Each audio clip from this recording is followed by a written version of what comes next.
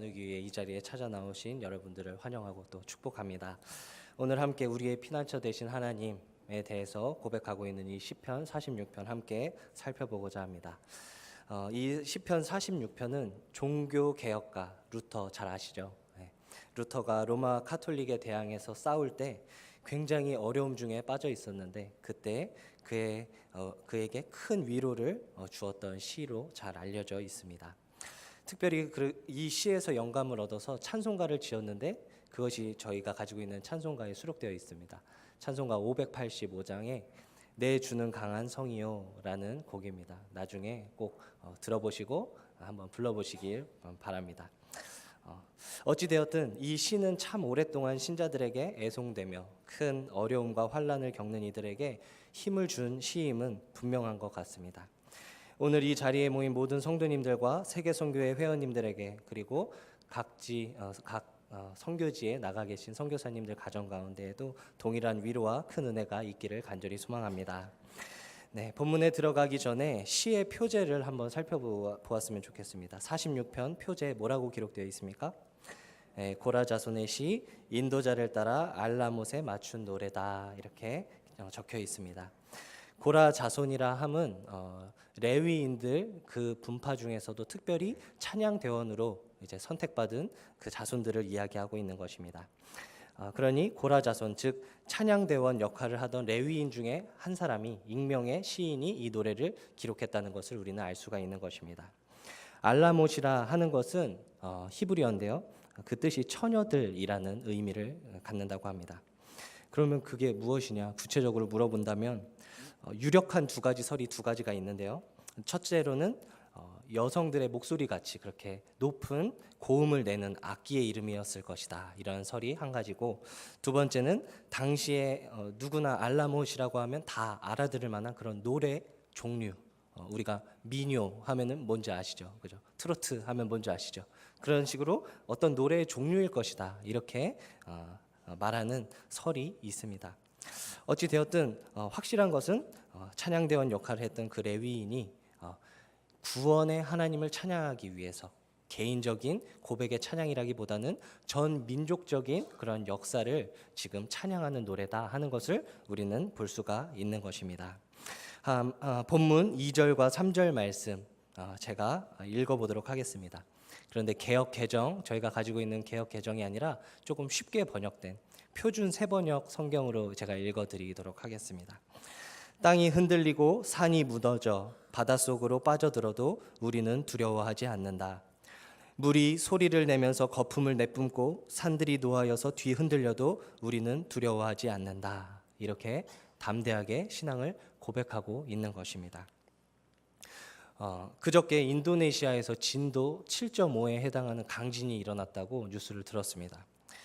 지진 이후에 또 더 피해가 컸던 이유가 한 2m에서 3m 정도 되는 그 지진 해일, 쓰나미라고 하죠. 쓰나미가 몰려왔기 때문에 사상자가 굉장히 많았다. 그렇게 언론이 이야기하는 것을 들었습니다. 지진하면 빼놓을 수 없는 나라가 또 우리 주변에 바로 옆 동네에 있죠. 일본입니다. 얼마 전에 큰 지진으로 인해서 산사태가 일어나고 땅이 끊어지고 무너지고 하면서 수도도 끊기고 전기도 끊기고 이러한 환란들이 있었다는 것을 우리가 잘 알고 있습니다. 단지 뉴스로만 전해 듣고 그 영상을 보고 있는데도 제 마음 가운데서는 벌써 심장이 벌렁거리는 것을 저는 경험했습니다. 하물며 현지에 있는 사람들이 느끼는 그런 고통이나 두려움이나 그 위협감은 얼마나 크겠습니까? 이처럼 자연재해는 연약한 우리 인간들에게 있어서 아주 큰 두려움을 가져다 주는 것이라 이렇게 말할 수가 있는 것이죠.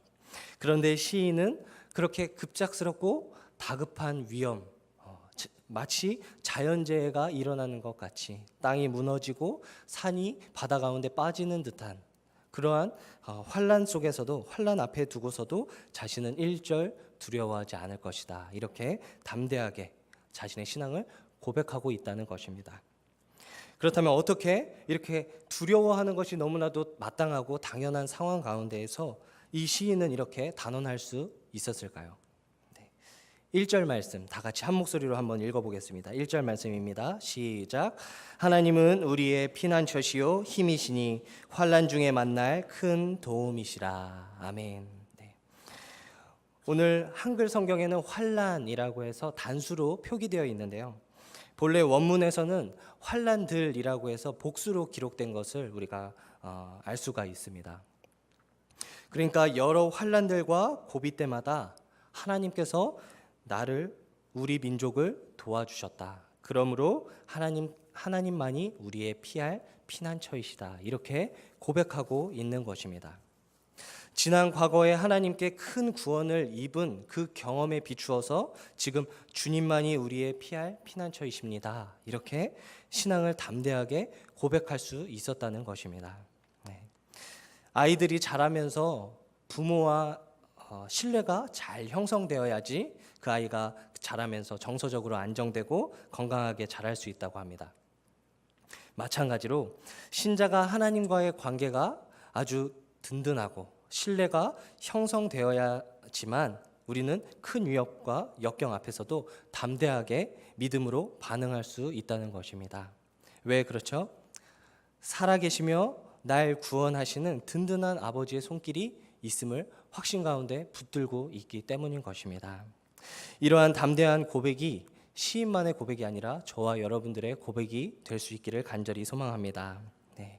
그렇다면 시인이 말하는 그 과거의 경험이라는 것이 구체적으로 어떠한 경험을 말하는가 한번 살펴보고자 합니다. 다수의 학자들은 이 시의 배경이 되는 역사를 열왕기하 18장부터 19장에 기록되어 있는 그 이스라엘의 구원 역사로 보고 있습니다. 북이스라엘을 멸망시킨 나라가 있었는데 바로 어느 나라였죠? 북이스라엘을 멸망시킨 아수르였습니다. 북이스라엘을 멸망시킨 그 아수르의 왕 산헤립이 이제 북이스라엘을 멸망시킨 이후에 유다까지도 이제 넘보려고 침공하고 있는 것입니다. 히스기야 왕 14년에 유다의 여러 성읍들을 무너뜨리고 이제는 예루살렘 성 주변을 포위하고 있는 상황이었습니다. 성 밖에는 아수르의 18만 5천 명의 대군이 진을 치고 있었고 온갖 회유와 협박과 비방을 쏟아붓고 있는 그러한 위기 속에 놓여 있었던 것이죠. 이런 위협적인 상황을 만난 그러한 상황을 오늘 시편 기자는 6절에서 이렇게 묘사하고 있습니다. 문 나라가 떠들며 왕국이 흔들렸다. 이렇게 기록하고 있는 것입니다. 그러한 상황을 지금 시적으로 그려내고 있다 하는 것이죠. 그렇다면 이러한 엄청난 위기 상황을 하나님께서는 그러면 어떻게 해결해 주셨는가? 함께 말씀을 찾아보겠습니다. 열왕기하 19장 35절 말씀입니다. 열왕기하 19장 35절 말씀입니다. 제가 가진 성경 구약 성경 597면 전후에 있습니다.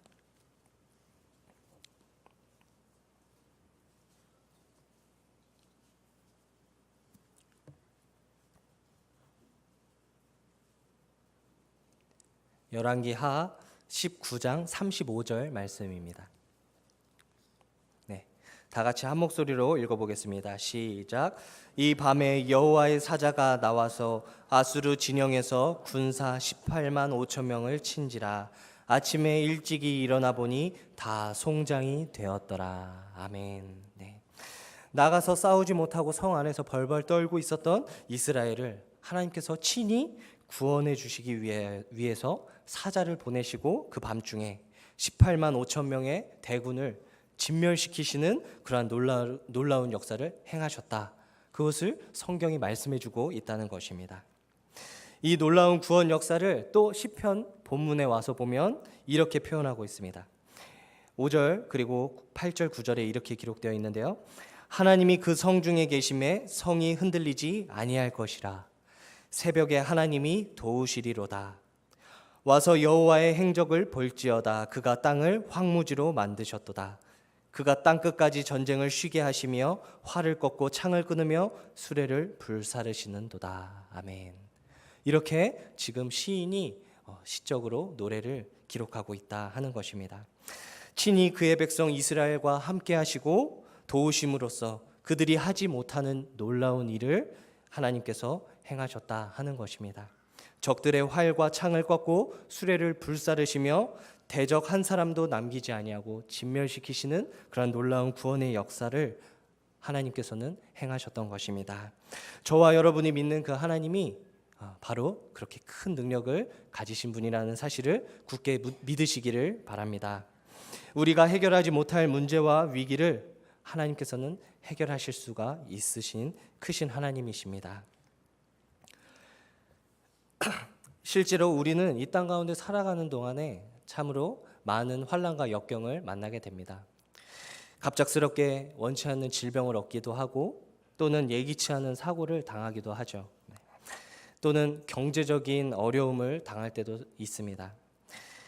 각종 말로 다 헤아릴 수 없는 수많은 시련과 환난들을 만나서 힘든 그 시간을 통과해야 될 때가 저와 여러분들에게 있다는 것입니다. 그렇지만 우리가 평안할 때만 모든 일이 잘 풀리고 나와 우리 가족들이 모두 다 건강하고 재물과 소유가 넉넉하고 아무 문제 없이 그렇게 살아갈 때 믿는 것은 크게 어렵지가 않은 것이죠. 그러나 진짜 우리가 믿음이 필요할 때는 어떠한 때입니까? 바로 위기의 순간이라는 것입니다. 모든 것이 좋고 평안할 때만 아니라 곧 망할 것 같은 그러한 위기와 시련을 맞닥뜨린 그 순간 가운데에서도 우리는 주님을 향한 믿음을 놓지 말아야 한다는 것입니다. 사랑하는 성도 여러분, 환난과 역경 중에 계십니까? 하나님을 향하여서 믿음을 굳게 붙드시기를 부탁드립니다. 그렇다면 이러한 시련과 역경들이 우리의 삶 가운데 있는데 그러한 시련과 역경들이 우리 성도된 저와 여러분들에게 어떠한 의미가 있는 것일까요? 그냥 세상적인 말로, 속된 말로 재수가 좋지 않아서 일어나는 일이다. 우리는 그렇게 여길 수가 없는 것이죠. 왜요? 아주 작고 사소한 일 하나까지도 하나님께서 허락하시지 아니하시면 우리의 삶 가운데 일어날 수가 없음을 우리는 잘 알기 때문인 것입니다. 환난과 역경을 허락하시고 그 가운데에서 도우시고 구원하시는 하나님의 분명한 이유와 목적이 있다는 것입니다. 성도가 당하는 환난과 역경이 어떤 의미와 목적이 있는가? 본문 10절 말씀을 함께 한 목소리로 읽어보겠습니다. 10절입니다. 시작. 이르시기를 너희는 가만히 있어 내가 하나님 됨을 알지어다. 내가 문 나라 중에서 높임을 받으리라. 내가 세계 중에서 높임을 받으리라 하시도다. 아멘. 네. 두 가지 이유로 정리해 볼 수가 있겠습니다. 첫 번째로는 주님의 백성들에게 하나님의 하나님 되심을 알리시기 위함이다. 그렇게 성경이 말씀하고 있습니다. 우리가 항상 평탄하고 모든 일이 원하는 대로 순조롭게만 흘러간다면 아마 저와 여러분들은 하나님을 찾지 않을 것입니다.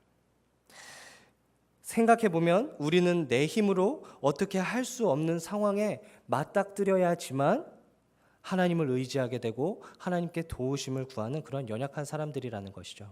네. 그리고 그렇게 생각해 보면 우리가 내 힘으로 어떻게 할 수 없는 그런 위협과 환난 가운데에서 우리가 하나님께 더욱 찾고 의지하였던 것을 우리가 우리의 삶을 돌아본다면 생각이 나실 것입니다. 그리고 하나님께서 그 기도에 응답하시고 문제를 해결하실 때에야 비로소 하나님께서 도우셨구나. 하나님 정말 살아계시고 나를 도우시는 큰 힘과 능력을 가지신 분이시구나 하는 사실을 믿음으로 깨닫게 된다는 것입니다. 그것이 바로 연약한 저와 여러분들의 모습이기에 하나님께서는 환난과 역경까지도 사용하셔서 우리에게 하나님의 하나님 되심을 알리시려는 거진 그런 목적이 있다 하는 것입니다. 그 결과 우리에게 믿음을 불러일으키시기 위함이다 하는 것입니다. 그래서 바울 사도가 로마서 5장 3절 이하에 이렇게 고백했던 것입니다. 다만 이뿐 아니라 우리가 환난 중에도 즐거워하리니 이는 환난은 인내를, 인내는 연단을, 연단은 소망을 이루는 줄 알기 때문이라. 이렇게 고백하였던 것입니다. 환난 중에 하나님을 바라보고 의지하고 또 믿고 구하며 구할 때 하나님께서 도우심을 경험하고 우리가 소망 중에 믿음으로 굳게 서게 된다 하는 것을 말씀하고 있는 것입니다. 그것이 첫 번째 이유인 것입니다. 둘째로는 무엇입니까? 바로 세계와 열방 가운데 하나님의 이름이 높임 받기를 위함이다. 그렇게 성경이 말씀하고 있습니다. 하나님께서는 스스로 자신의 영광을 드러내 나타내 보이시는 분이십니다. 저와 여러분들이 무슨 일을 하기 때문에 하나님의 영광이 나타나는 것이 아니라는 사실을 기억해야 합니다. 정직하게 말하면 우리는 그런 능력이 없는 사람들입니다. 도리어 하나님의 영광을 가리는데 참으로 특출난 사람들이죠. 하나님의 영광을 가리고 하나님의 이름에 먹칠하는데 우리는 도가 트인 사람들입니다. 그런데 하나님께서는 성도된 저와 여러분들 그리고 우리의 생애를 통해서 스스로 자신의 영광을 나타내시기를 원하신다. 그렇게 성경이 말씀하고 있다는 것입니다. 이것은 굉장히 복된 말씀인 것입니다. 하찮고 참으로 능력 없고 연약한 저와 여러분들을 사용하셔서 우리를 도구로서 쓰셔서 하나님의 하나님 되심을 드러내겠다 하시는 주님의 뜻이기 때문인 것이죠. 하나님께서는 스스로 영광을 받으시기를 원하십니다. 그것을 위해서 환난 중에 우리를 도우시고 구원하신다 하는 것을 우리는 교훈을 받게 되는 것입니다. 사랑하는 성도 여러분, 성도의 삶에 환난과 위기의 때가 있습니다.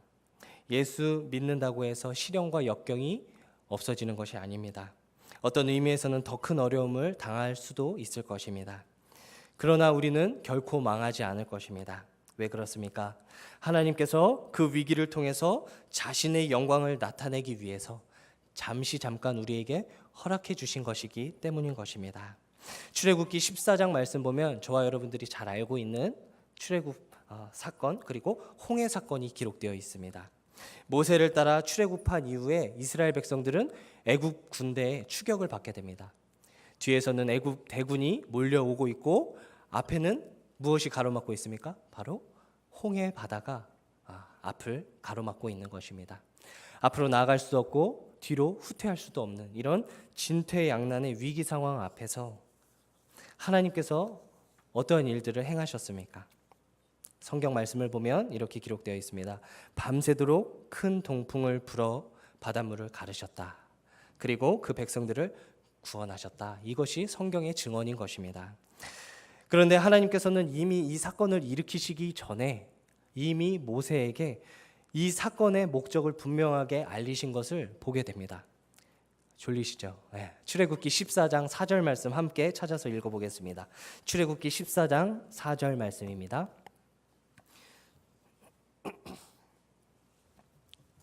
출애굽기 14장 4절 말씀을 보면 그 홍해 사건에 대한 이유와 목적이 잘 나타나 있습니다.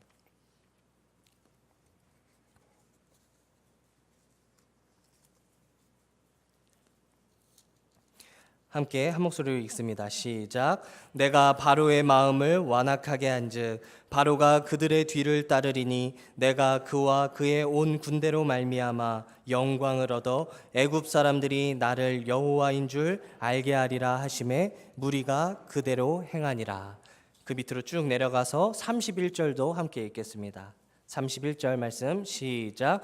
이스라엘이 여호와께서 애굽 사람들에게 행하신 그 큰 능력을 보았으므로 백성이 여호와를 경외하며 여호와와 그의 종 모세를 믿었더라. 아멘. 결국 홍해 사건의 목적은 백성들의 하나님을 향한 신뢰를 불러일으키기 위함이며 또한 이방과 세계 가운데 하나님의 하나님 되심을 알리시는 데 있었다 하는 것이 분명하게 드러나고 있는 것입니다. 사랑하는 성도 여러분, 그러니 저와 여러분들의 생애 가운데 만나는 환난과 역경들 앞에 부디 흔들리지 마시고 믿음을 굳게 붙드셔서 담대할 수 있기를 간절히 소망합니다. 네. 그렇다면 환난 중에 우리가 반응해야 될 마땅한 반응이 무엇인지 마지막으로 살펴봐야겠죠. 네. 다른 무엇보다 우리가 먼저 해야 할 일이 있습니다. 그것은 피난처 되시는 하나님께로 피하는 일입니다. 다르게 말하면 조금만 바꿔서 이야기하면 하나님께 나아가 겸손히 도우심을 구하는 것입니다. 이 시의 배경이 된다고 말씀드렸던 열왕기하 19장 본문에서 보면 그 예루살렘 성이 대군에 의해서 지금 둘러싸여 있고 사네립 왕이 협박과 비방의 글을 보내어서 편지글로 보내었는데 그 편지를 받아든 히스기야가 나타낸 반응이 기록되어 있습니다. 그가 사네립 왕의 그 온갖 비난과 위협과 비방이 쓰여 있는 그 편지를 들고서 가장 먼저 달려간 곳이 어딘지 아십니까? 바로 성전입니다. 나라의 운명이 오락가락하고 있는 이 절체절명의 위기 순간에 히스기야 왕은 하나님 앞으로 달려가는 것입니다. 하나님께로 피하는 것입니다. 그래서 그 편지를 하나님 앞에 성전에 펴놓고 하나님께 간절히 도움을 구하며 기도했다. 그렇게 성경은 말씀하고 있는 것입니다. 히스기야는 위기 앞에 곧바로 하나님께로 피했습니다. 그리고 그의 기도는 곧바로 응답을 받게 되었고 하나님께서는 큰 구원의 역사를 베풀어서 그 이스라엘 백성들을 구원해 주셨던 것입니다. 하나님만이 그들을 도울 능력이시고 하나님만이 안전한 피난처가 되어주신다는 그 사실을 히스기야는 믿고 잘 알았던 것입니다. 하나님께서는 히스기야의 기도를 들어 응답하시고 사람이 상상할 수조차 없는 그러한 놀라운 구원 역사로 기이한 방법으로 그들을 구원하셨습니다. 그리스도로 말미암아 구원받고 영적 이스라엘이 된 저와 여러분들에게도 이 원리는 동일한 것입니다. 하나님께서는 환난 중에 하나님께 피하여 겸손히 도움을 구하는 자들의 기도를 들으시는 분이시기 때문인 것입니다. 이 땅 위에 참된 도울 힘과 피할 피난처는 오직 하나님뿐이십니다. 돈이 아닙니다. 보험이 아닙니다. 현대의학이 아닙니다. 명의가 아닙니다. 권세도 아니고 지위도 아니고 인맥도 아닙니다. 오직 하나님만이 우리의 유일한 도움이시요 안전한 요새이시며 구원이십니다. 환난 중에 그분만을 의지하고 피하시기 바랍니다. 환난 앞에서 우리가 기도한 후에 행할 두 번째 것은 이것입니다. 바로 가만히 있는 것입니다. 다시 말하면 하나님의 도우심을 잠잠히 기다리는 것입니다.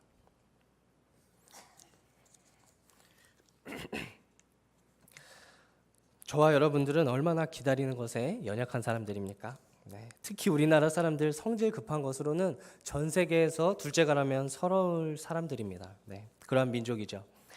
자판기 버튼을 누르고 커피가 담기는 그 순간을 기다리지를 못해서 문을 열고 불 꺼지기 전에 손으로 잡고 있습니다. 그런 사람들이 저희들입니다. 빨리빨리가 일상이 되어서 참지 못하는 성미 급한 사람들이 저희들인 것입니다. 그렇지만 그것이 신앙에 있어서까지 그래서는 안 된다는 것을 꼭 염두에 두시기를 부탁드립니다. 하나님께 나아가 기도했다면 믿음으로 우리는 잠잠히 기다려야 합니다. 잠잠히 기다리기 위해서 필요한 것이 있는데 그것이 바로 믿음입니다. 하나님을 신뢰하면 하나님이 일하시기를 기다릴 수 있는 것이죠. 믿지 못하기 때문에 기다리지를 못하는 것입니다. 성급하게 내가 무엇인가 하겠다고 덤벼서는 문제가 해결되지 않습니다. 문제가 해결되지 않을 뿐만 아니라 오히려 문제를 더 크게 키우는 경우가 다반사입니다. 그보다 사실 더 큰 문제는 바로 이것입니다. 하나님의 역사를 경험하지 못하게 되는 것입니다. 이사야 30장 15절 말씀에 주 여호와 이스라엘의 거룩하신 이가 이같이 말씀하시되 너희가 돌이켜 조용히 있어야 구원을 얻을 것이요 잠잠하고 신뢰하여야 힘을 얻을 것이라 하셨습니다. 또 18절 말씀에서는 대저 여호와는 정의의 하나님이심이라 그를 기다리는 자마다 복이 있도다 이렇게 기록되어 있습니다. 저와 여러분이 문제 앞에 성급히 행하지 않고 기도하고 믿음으로 잠잠히 기다리면 분명히 주님께서는 주님의 때, 주님의 방법으로 역사하실 것입니다. 그것이 바로 하나님의 백성된 저와 여러분들이 누릴 수 있는 가장 큰 복락이라는 사실을 잊지 마시기 바랍니다. 말씀을 마무리하겠습니다. 이사야 30장 18절 말씀을 보면 여호와께서 기다리시나니 이는 너희에게 은혜를 베풀려 하시며 일어나시리니 이는 너희를 긍휼히 여기려 하심이라 하였습니다. 하나님께서는 오늘도 자기를 피난처 삼아 믿음으로 간구하는 자들을 찾고 계십니다.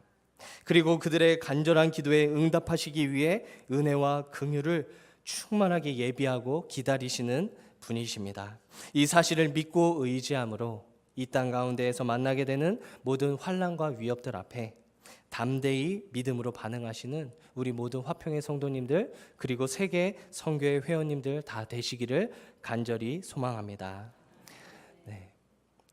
마지막으로 함께 찬양 한 곡만 부르고 제가 기도하고 마쳤으면 좋겠습니다.